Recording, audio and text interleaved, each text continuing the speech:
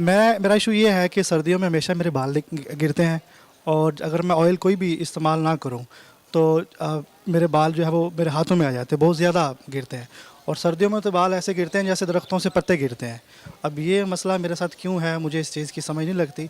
अगर आप किसी जानने वाले डॉक्टर को बताएंगे तो होपफुली कि मेरे जैसे और भी लोगों को जो है ना ये मसला होगा, तो ये आपके चैनल के थ्रू जो है मेरा ख्याल है कि लोगों को बहुत फ़ायदा होगा।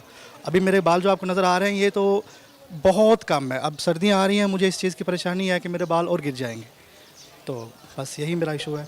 और डैंड्रफ तो बहुत ज़्यादा रहती है, गर्मियों सर्दियों में रहती है। तो ड्राई स्किन का इशू है। By the way, how are you? ठीक है, I am very well, thank you. बहुत शुक्रिया, बहुत शुक्रिया। सो ड्राई स्किन का इशू है, बालों का इशू है। इज इट ट्रू कि सर्दियों में बाल ज़्यादा गिरते हैं? एक्चुअली बाल तो ऑल ईयर अराउंड ही गिरते हैं। हमारे हेयर की ग्रोथ की साइकिल्स होती हैं, ठीक है। तो 80 to 90% ऑफ हेयर जो है वो हमारे ग्रोथ साइकिल में होते हैं, और 5 से जो 20% हैं वो रेस्टिंग और फॉलिंग फेजेस में होते हैं। तो अगर हमारे बाल जो हैं वो गिर ज़्यादा रहे हों और डेफिशिएंसीज़ की वजह से ग्रो ना करे हों तो उन्हें गिरते ही फील होंगे, और क्योंकि ग्रोथ नहीं होगी तो उनको थिनिंग नज़र आना शुरू हो जाएगी। That's one thing. समटाइम्स हम डेफिशिएंसीज एक्सपीरियंस कर रहे होते हैं, जैसे आयरन डेफिशिएंसी हो गई, विटामिन डी की डेफिशिएंसी हो गई, बायोटिन की डेफिशिएंसी हो गई। उन डेफिशिएंसीज की वजह से एक्सेसिव हेयर लॉस होता है और वो आपको नज़र आता है। मतलब नॉर्मल हेयर लॉस जो है वो 100 हेयर डेली गिरना वो नॉर्मल है। हाँ। अगर इससे ज़्यादा किसी के गिर रहे हों तो वो it is because of some reason, तो उस रीज़न को हमें फाइंड आउट करना चाहिए।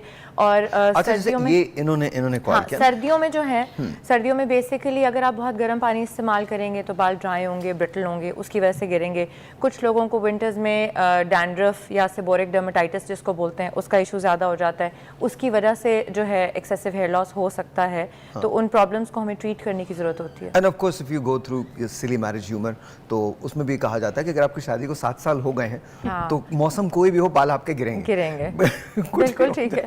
तो अच्छा, सो कमिंग, अब इनको क्या करना चाहिए? ये जो इन्होंने पूछा, इनको कहाँ जाना चाहिए? किसी डर्मेटोलॉजिस्ट के पास? डर्मेटोलॉजिस्ट, देखिए स्किन हेयर एंड नेल के इश्यूज हों तो हमेशा डर्मेटोलॉजिस्ट के पास ही जाना चाहिए, because dermatologist are the experts.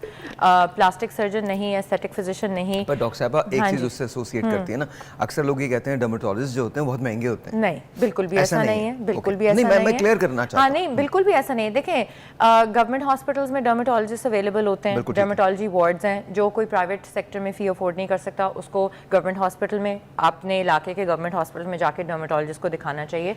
वहाँ पे प्रॉपर ट्रेंड क्वालिफाइड डर्मेटोलॉजिस्ट बैठे होते हैं आपका इलाज करने के लिए। आपको बहुत महंगी दवाइयाँ भी नहीं लिख के देंगे और आप ठीक भी हो जाएंगे। तो ये जो आपका मिसकंसेप्शन है इसको ज़रा ख़त्म कर लीजिए। अगर आप ये समझते हैं कि या समझती हैं कि आप डर्मेटोलॉजिस्ट को अफोर्ड नहीं कर सकते, तो आपका जो लोकल हॉस्पिटल, गवर्नमेंट हॉस्पिटल है, वहाँ चले जाएं। वहाँ पर ट्रेन डर्मेटोलॉजिस्ट की अवेलेबिलिटी होती है और वो आपके मसलों का हल निकाल सकते हैं। बिल्कुल।